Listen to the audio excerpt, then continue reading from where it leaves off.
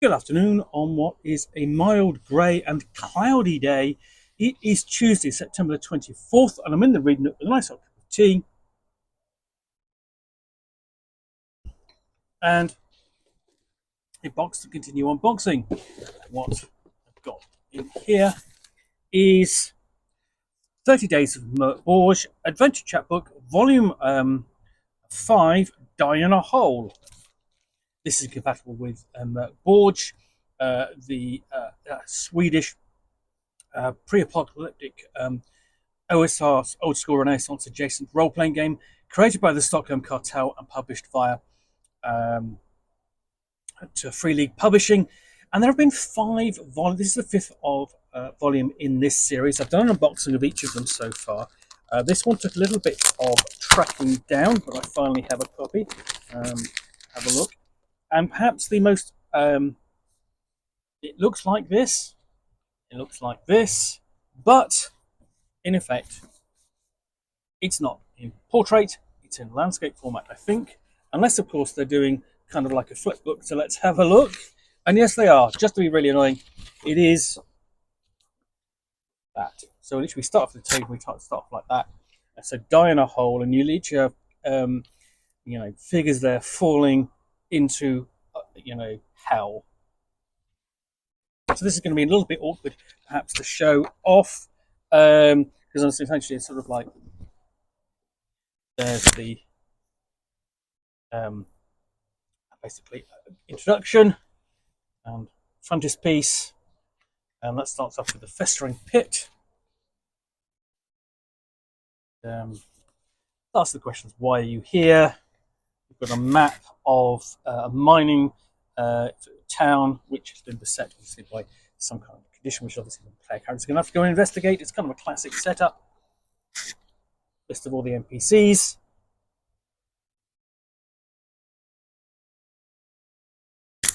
Random encounters. What happens when the player characters explore below? And then Ogonton Tackler grows. So essentially, some kind of monster down there going to be growing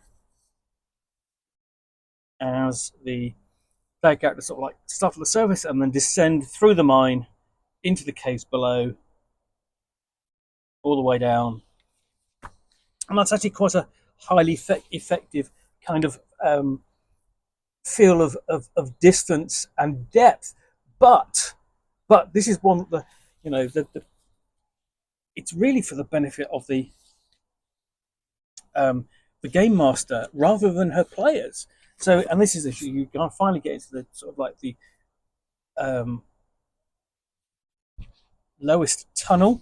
Show you that again as it descends off the page there. You just got a skull shaped cave there, just caught at the top of the page, and that all the way continues all the way down into the home of that giant and tentacular maw. So then we've got the descriptions of the locations, nicely, neatly using use of maps and space, because you've got the map produced in size there, but you've got a description of the various locations alongside it. That's incredibly useful because this is a difficult book, I would imagine, to flip back and forth through.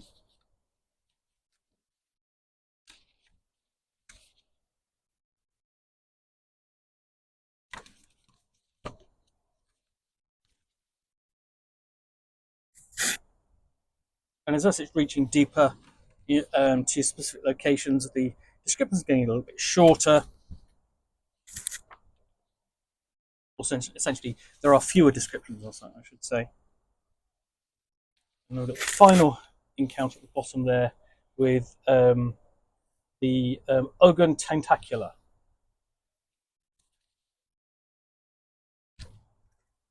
And the Hungering Chasm. Is that it? Why are you here? So this is the next adventure. You've got a table of risks, a table of rewards, how to get involved, encounters in the caves. We've got a D66 table of encounters, and then you've got a very final encounter there, starkly presented on that last page. And then we have essentially mutant centipede things to encounter. You have to hold that back to see the whole thing. The dusk funnel, another encounter. Why are you here? Giving you options of sort of like hooks and so on. Descriptions of the site, nature of the descent, into the bowels of the earth, and the light in the dark to discover the light in the dark. Now we've got the overview.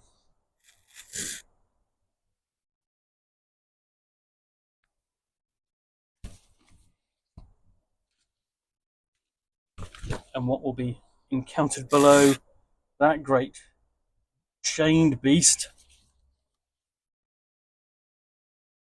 And again, it's using that same format as with the first adventure, which really works. You know, it's easy to follow the events down. There's no flipping back and forth. You've got a good overview of the map beforehand, before getting down to specifics.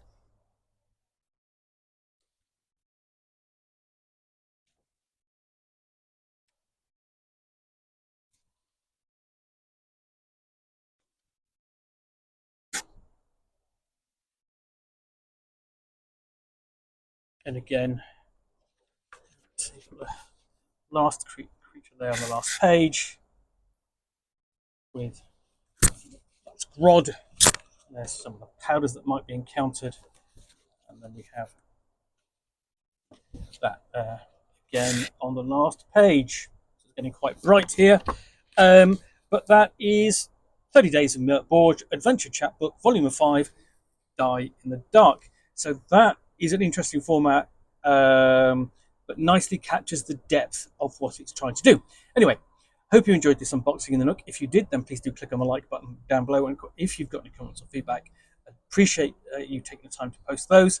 And lastly, if you want to be alerted to get more unboxings in the Nook, where you'll see me out here with typically with a box containing a book or game or role-playing supplement, in this case, a anthology of scenarios for the old school Renaissance adjacent role-playing game Mork Borg, which I will unbox and chat about to the best extent of my knowledge for roughly 10 minutes or so, all of course accompanied by a nice hot cup of tea.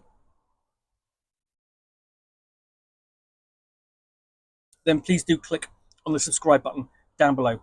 Thanks again for watching another unboxing in the Nook. I will be back again soon with another one. Bye for now.